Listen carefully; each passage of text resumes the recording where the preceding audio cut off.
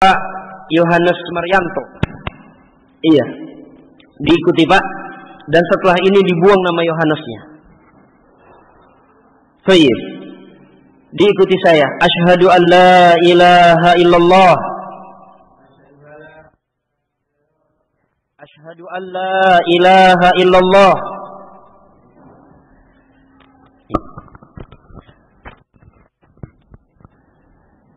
Asyhadu an la ilaha illallah Wa asyhadu anna Muhammadan Rasulullah. Aku bersaksi bahwasanya tidak ada yang berhak untuk disembah kecuali hanya Allah.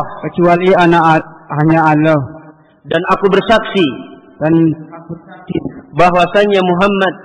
bahwasanya Muhammad adalah Rasulullah. Allahu Akbar.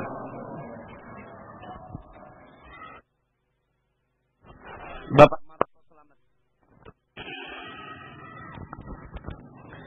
Asyhadu an la ilaha illallah. Asyhadu an la ilaha illallah. Wa asyhadu anna Muhammadan Rasulullah. Aku bersaksi bahwasanya tidak ada yang berhak disembah kecuali hanya Allah. Dan aku bersaksi bahwasanya Muhammad adalah utusan Allah. Allahu Akbar. Allahu Akbar. Allahu Akbar. Baik. Alhamdulillah, Allah Subhanahu wa taala memudahkan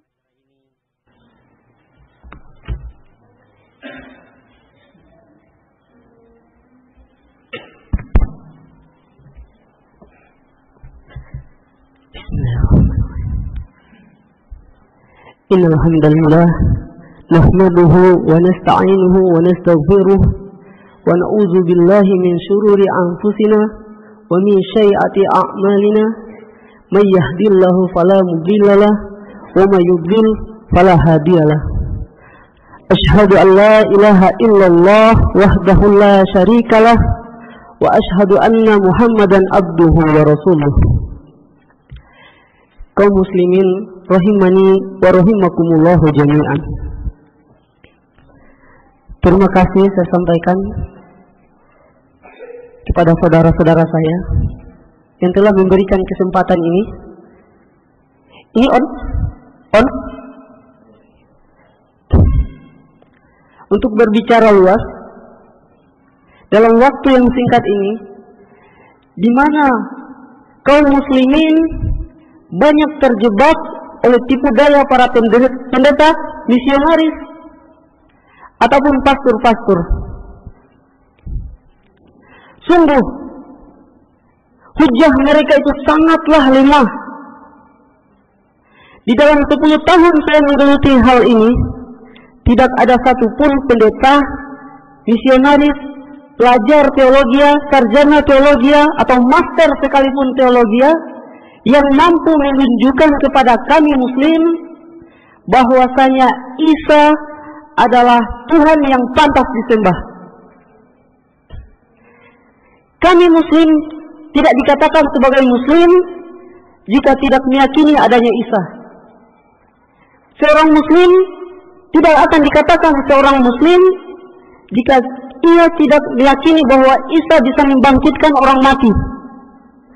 Begitupun seorang muslim tidak akan dikatakan beriman jika ia tidak meyakini bahwa Isa menyembuhkan orang buta dan dilahirkan secara ajaib, tidak memiliki ibu, tidak memiliki bapak. Lalu apa perbedaannya dengan umat Kristen? Sungguh, umat Kristen dengan mukjizatnya ini meletakkan Yesus di luar porsinya. Mereka menganggapnya sebagai Tuhan. Sedangkan kita muslim, di dalam surat Al-Maidah ayat 75 disebutkan, Mal Masihu ibnu Maryam ila Rasul qad khalat min qablihi Rasul. Jadi Isa adalah Rasul. Telah ada rasul-rasul sebelum Isa.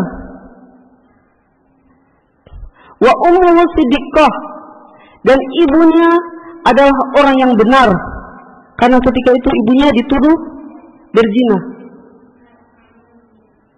Bagaimana mungkin seorang wanita membawa bayi tapi tidak memiliki ayah, tidak memiliki suami? Oleh karenanya dia dituduh berzina. Dan Al-Quran tanpa bantuan pendeta, tanpa bantuan orang Kristen, dan jauh sebelumnya telah membela ibunya Yesus. Jika kita benar-benar atau jujur dalam hati kita mengatakan bahwa siapa pembela Isa dan siapa pembela ibunya, maka itu datangnya dari umat Islam dan bukan dari umat Kristen. Al-Quran berkata, Allah berfirman, wa ummuhu siddiqah, dan ibunya orang yang benar. Karena ya'kulani ta'am, ibunya dan Yesus dan Maria memakan makanan.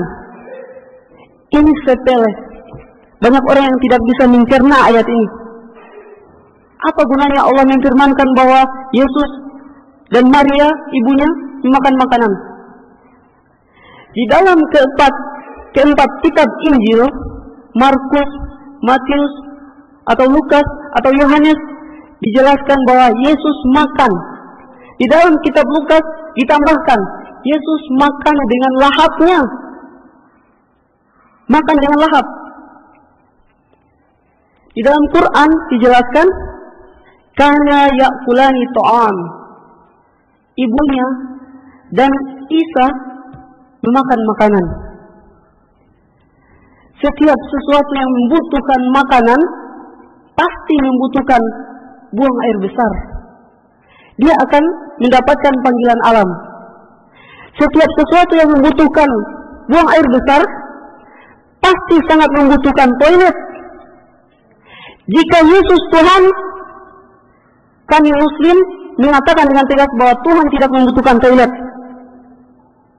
Tuhan tidak membutuhkan WC. Dikatakan dalam Injil bahwa Yesus ke Galilea, Yesus ke Yerusalem, kemudian dia makan dan buang air di sana. Apakah umat Kristen yang mengatakan bahwa Tuhan menyebarkan kotorannya di sana sini, di mana dia tinggal dan di mana dia makan? Sungguh perkara ini adalah fitnah yang sangat besar yang dituduhkan oleh umat Kristen kepada Isa. Dalam kesempatan ini, karena ini disiarkan, saya ingin menasihati para pendeta atau misionaris. Jika kalian bisa mendengarkan suara saya, maka saya membacakan kitab Anda, di mana saya bisa menunjukkan dengan jelas bahwa Yesus bukanlah Tuhan. Di dalam Yohanes pasal 17 ayat 3 dikatakan bahwasanya Yesus berkata, inilah hidup yang kekal, tidak ada yang lebih kekal daripada ini, yaitu engkau satu-satunya mengakui bahwa tiada Tuhan selain Allah dan bahwa Yesus Kristus adalah utusannya. Ini adalah Injil Yohanes pasal 17 ayat 3. Ini adalah pengakuan Yesus sendiri. Jika ada orang lain yang mengatakan Yesus Tuhan, maka dia harus mendapatkan bukti. Karena kita menunjukkan bukti bahwa Yesus sendiri mengatakan bahwa dia bukan Tuhan. Dia hanya utusan.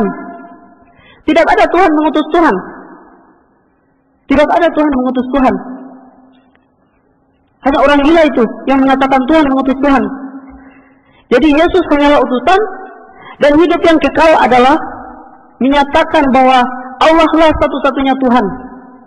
Injil Yohanes pasal 17 ayat 3. Kemudian dilanjutkan bahwa bukti itu melimpah ruah.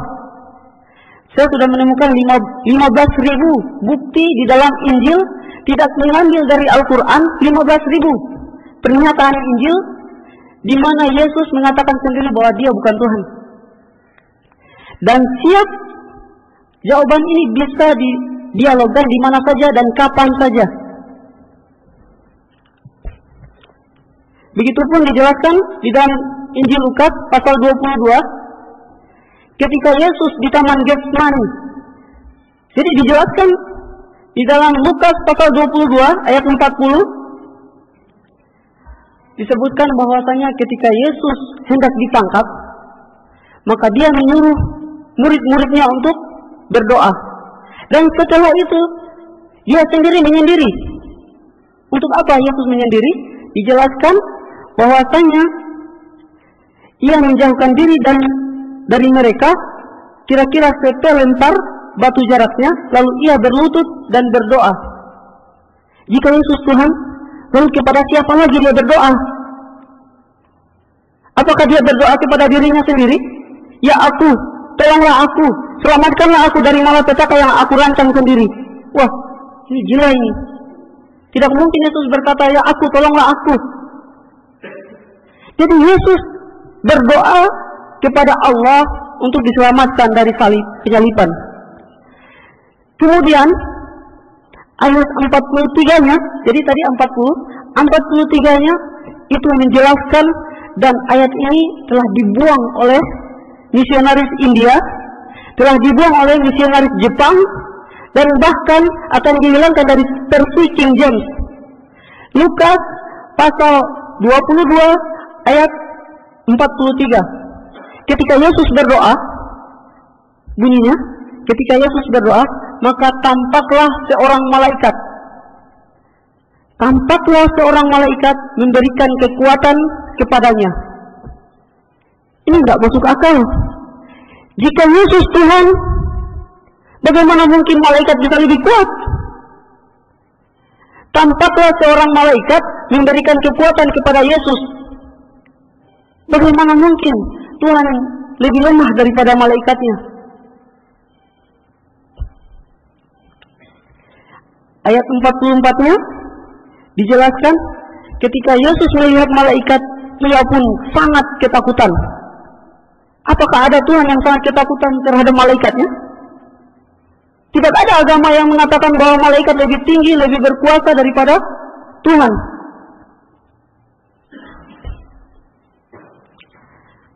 Wahai misionaris, jika kalian sempat mendengarkan ini, maka camkanlah Injil Lukas pasal 22 ayat 40-43 ini.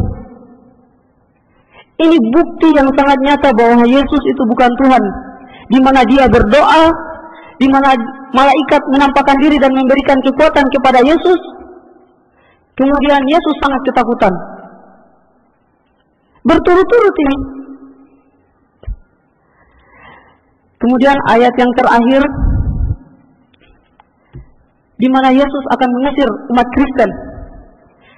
Jadi Yesus sendiri dengan lidahnya di hari pembalasan akan mengusir umat Kristen dari wajah beliau. Injil Matius pasal 7 ayat 21 sampai 23. Di sini pengakuan Yesus yang jujur dari dirinya sendiri dan bukan paksaan dari orang lain. Banyak orang Kristen yang berkata bahwasanya Yesus itu Tuhan. Ditanya, siapa yang berkata? Paulus.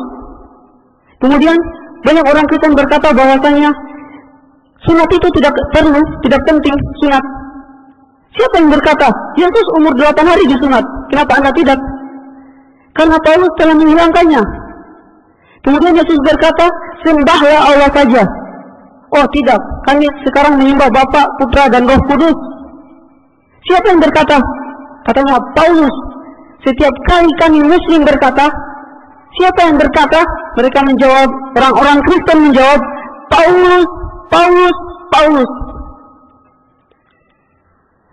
Makanya kita bertanya, sebagai orang Islam, kita bertanya, sebenarnya orang Kristen itu ikut Paulus atau ikut Yesus? Yesus berkata, kalian disunat, kalian harus menyembah Allah, kalian harus berdoa. Namun orang-orang Kristen berkata, Paulus, Paulus, Paulus. Sebenarnya siapa yang kalian ikuti? Kalian sesat. Injil Matius pasal 22 ayat 29 mengatakan bahwa semua orang Kristen yang mengatakan bahwa Yesus itu Tuhan adalah sesat karena tidak pernah membaca Alkitabnya. Injil Matius pasal 22 ayat 29. Oleh karenanya di dalam Injil Matius pasal 7 dijelaskan bahwa Yesus berkata, bukan setiap orang yang berseru kepadaku, Tuhan, Tuhan, yang akan masuk ke dalam kerajaan surga. Yesus sendiri berkata, siapa yang memanggilnya Tuhan, dia tidak akan masuk kerajaan surga. Lalu dia melanjutkan, melainkan ia yang melakukan kehendak Allah, ialah yang akan masuk ke dalam kerajaan surga. Siapa yang melakukan kehendak Allah, dialah yang akan masuk ke dalam kerajaan surga. Injil Matius pasal 7 ayat 21. Dan bisa didialogkan kapan saja, karena ayat ini tidak pernah dirubah. Di depan kita terdapat 11 Alkitab dan tidak ada yang sama. Jadi di depan kita ini ada 11 Alkitab dan tidak ada yang sama. Semuanya mengklaim Alkitab, firman Tuhan, tapi tidak ada yang sama. Jadi orang Kristen pun sebenarnya berbeda-beda. Ditambah dengan Alkitabnya Pak Marianto sama Pak Slamet, maka Alkitab di sini sudah menjadi 13 macam yang berbeda. Pak Marianto sama Pak Slamet ini beda, isinya beda. Hanya saja mungkin belum dibaca, tapi saya sudah menemukan perbedaannya. Di sini dikatakan Yesus berkata iya, dan di sini dikatakan Yesus berkata tidak. Jadi yang mana firman Tuhan? Saya lanjutkan. Jadi Yesus berkata di Injil Matius pasal 7 ayat 21, bahwasanya barang siapa yang memanggil dia Tuhan, maka dia tidak akan mengangkatnya dan dia tidak akan masuk ke dalam surga. Pada hari terakhir, ayat 22-nya, tadi ayat 21, sekarang ayat 22, pada hari terakhir, banyak orang yang berseru kepadaku, Tuhan, Tuhan, bukankah kami bernubuat demi namamu, mengusir setan demi namamu, dan mengadakan banyak mukjizat demi namamu? Banyak orang Kristen yang melakukan mukjizat katanya. IKKR, in the name of Jesus, demi nama Yesus, sembuhlah, sembuh. Yesus berkata, bagi orang-orang yang menyembuhkan demi namamu, mengusir setan demi namamu, melakukan banyak mukjizat demi namamu, pada waktu itulah aku akan berterus terang kepada mereka. Tanya kepada orang Kristen, siapa mereka? Bukan Hindu, bukan ateis, bukan pula Muslim yang dikatakan oleh Yesus di dalam ayat ini. Tapi mereka di sini adalah kalian, orang-orang Kristen. Kalian yang mentuhankan Yesus, kalian yang melakukan mukjizat, melakukan penyembuhan demi nama Yesus. Kalianlah yang diusir oleh Yesus dalam ayat ini. Aku akan berterus terang kepada mereka, kata Yesus, dan berkata, aku tidak pernah mengenal kamu, penyanglah kamu daripadaku, kalian semua pembuat kejahatan. Kalian semua pembuat kejahatan. Yesus tidak pernah mengaku sebagai Tuhan, kalian mentuhankannya. Jika Yesus benar-benar Tuhan, maka camkanlah bunyi daripada Injil Lukas pasal 2 ayat 21. Berbunyi, ketika ia berumur 8 hari, maka ia disunatkan. Kemudian ia diberi nama Yesus, yaitu nama yang disebutkan oleh malaikat sebelum ia dikandung ibunya. Alkitab ini menjelaskan dengan detail bagaimana proses penyunatan Yesus. Jika Yesus Tuhan, apakah ada Tuhan yang disunat? Sangat tidak masuk akal. Dan jika Yesus Tuhan, siapa yang berani menyunat Tuhan? Malaikat.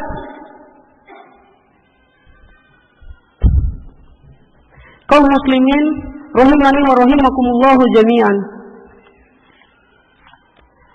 Bahkan Alkitab ini dengan jelas menunjukkan bagaimana Yesus itu disunat. Seorang bayi dibawa di atas meja, kemudian dipotong anunya, Apa Tuhan itu memiliki sehingga ia harus dipotong? Ini tidak masuk akal. Injil ini sudah terang-terangan mengatakan bahwa Yesus bukan Tuhan. Kemudian dijelaskan lagi, ketika Yesus berdoa, ketika dia hendak disalib, air matanya seperti peluh darah yang berjatuhan. Apakah Tuhan bisa mengeluarkan air mata? Bahkan ayat terpendek, jika kaum muslimin di sini memiliki kesempatan bertemu dengan teman-teman yang beragama Kristen, maka tanyakan kepada mereka, kalian yang Kristen, apakah kalian meyakini bahwa Alkitab itu firman Tuhan? Jika mereka menjawab iya, kami meyakini, maka tanyakan kepada mereka, sebutkan ayat terpendek dalam Alkitab. Mereka tidak akan tahu, karena bunyi ayat itu hanya 2 kata. Dalam versi Inggris, bunyi ayat itu cuma 2 kata, Jesus wept. Dalam versi yang lain, Jesus Christ.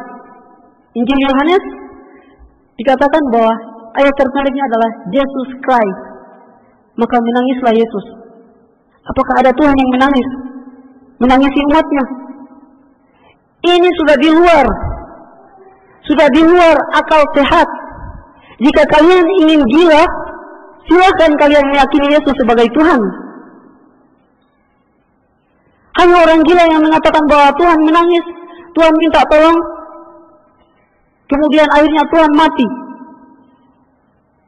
Ini tidak bisa diterima. Di dalam Injil, satu-satunya ayat yang mengatakan bahwa Yesus itu Tuhan adalah Injil Yohanes, 1 Yohanes pasal 5 ayat 7. Hanya itu satu-satunya ayat yang mengatakan bahwa Yesus itu Tuhan. Hanya satu ini. Dan ayat ini dalam catatan kakinya, bukan kaum muslimin yang membuat catatan kaki ini. Catatan kaki dari Alkitab semuanya dibuat oleh orang-orang Kristen sendiri. Catatan kakinya dikatakan ayat 7, 1 Yohanes pasal 5 ayat 7, bahwasanya di dalam sorga, bagian kalimat antara kurung, jadi diletakkan dalam kurung ayatnya, pasti tidak asli.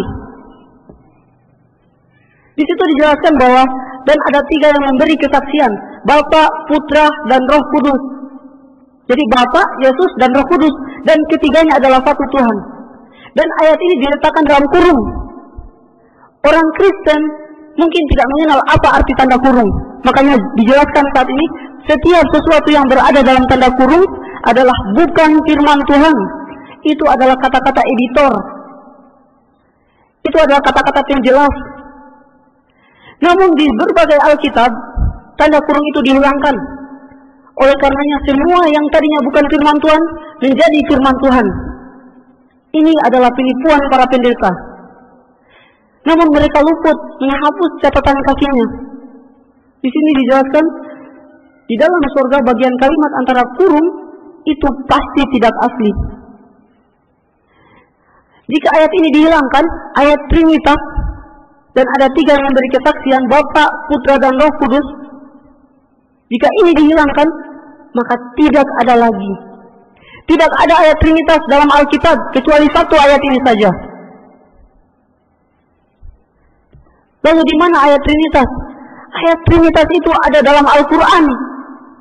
Surat Al-Maidah ayat 72. Laqad kafara alladzina qalu innallaha salisu salasati. Kafir orang yang mengatakan bahwa Allah itu 3 dari yang 1 atau Trinitas.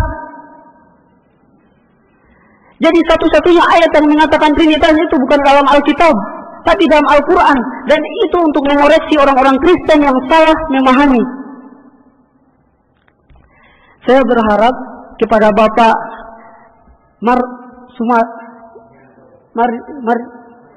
Marianto dan kepada Bapak Slamet, masuk Islam itu dengan ilmu. Jadi kita mempelajari, bukan karena sesuatu. Yang pertama itu karena ilmu.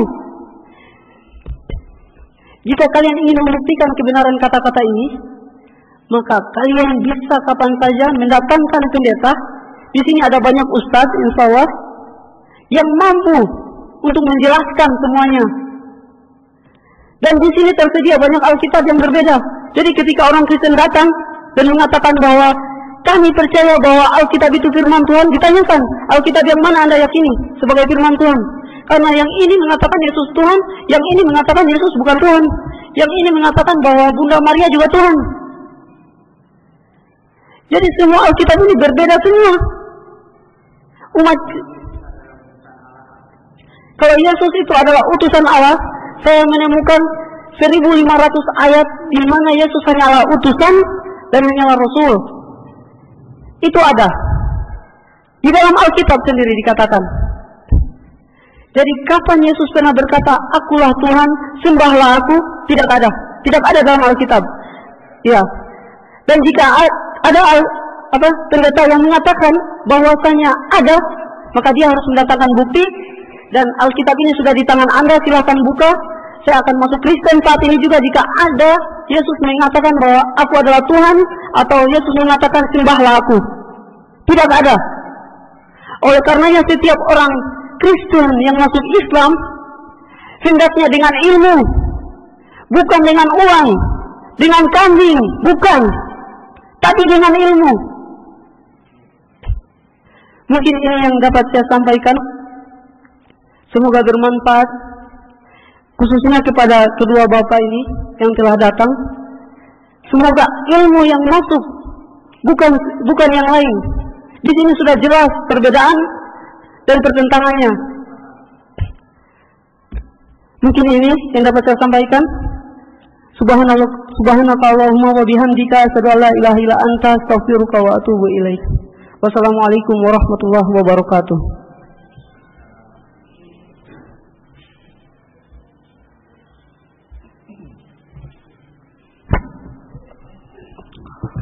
Alhamdulillah, demikian tadi. Sebelumnya nasihat dari Ustaz Al-Fadil Fauzan Hafizahullah menerangkan tentang akidah, keyakinan yang benar dari agama Islam yang bersumberkan kepada Al-Quran, yang mana Allah mengatakan inna nahnu nazzalna dzikra wa inna lahu lahafidun, bahwasanya kata Allah, sesungguhnya kamilah, yaitu Allah yang menurunkan Al-Quran dan Allah yang akan menjaganya. Tidak ada satu orang pun yang sanggup untuk merubah-rubah Al-Quran, melainkan akan diketahui.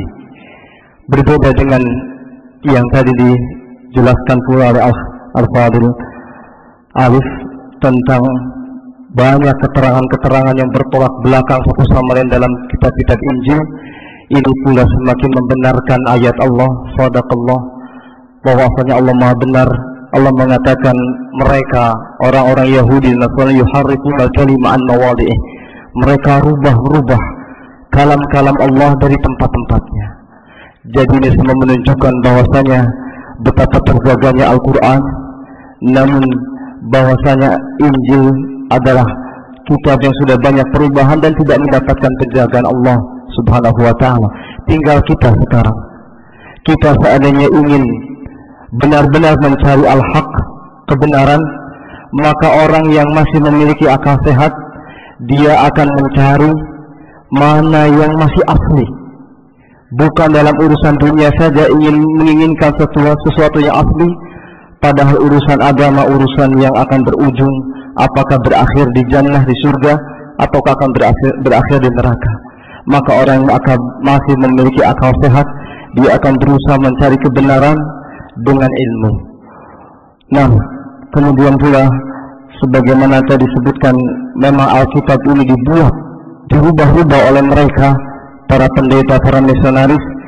Mungkin saja akan terdapat ke depan nanti ayat yang mereka mudah, karena mereka bermudah-mudahan dalam merubah kitab mereka, akan dicantumkanlah ayat-ayat mungkin yang menunjukkan bahwasanya Isa adalah Tuhan. Tetapi jelas, mereka tidak akan bisa mendatangkan itu semua dengan dalil, dan jelas bahwa kebatilan mereka telah nampak, salahnya atau batilnya agama Kristen. Maka kepada Bapak Marianto dan Bapak Selamat, Pak Marto Selamat, mudah-mudahan Allah Subhanahu wa ta'ala memberikan hidayah dan memberikan keistiqomahan sehingga Bapak berdua bisa masuk agama Islam, kemudian tetap beristiqomah di atas sehingga akhir hayat, ajal menjemputnya. Karena kita tidak akan lama Pak hidup di dunia ini, kita akan berjumpa dengan Allah. Dan selamatlah orang-orang yang mati dalam keadaan Islam. Dan mungkin mengingatkan kepada Bapak berdua, mohon nanti dibimbing Pak Lukman, mungkin di antara syariatkah setelah masuk Islam Bapak berdua untuk mandi, kemudian insya Allah sebentar lagi masuk waktu zuhur, kita akan sholat berjamaah. Kaum muslimin rahimani wa rahimakumullah, demikianlah apa yang kita laksanakan pada pagi hari ini. Sama-sama kita menyaksikan masuk Islamnya Pak Marianto dan juga Pak Marco Selamat. Mudah-mudahan Allah memberikan kekuatan istiqomahan kepada kita semua. Kita mohon maaf atas segala kekurangannya. Kita cukupkan sampai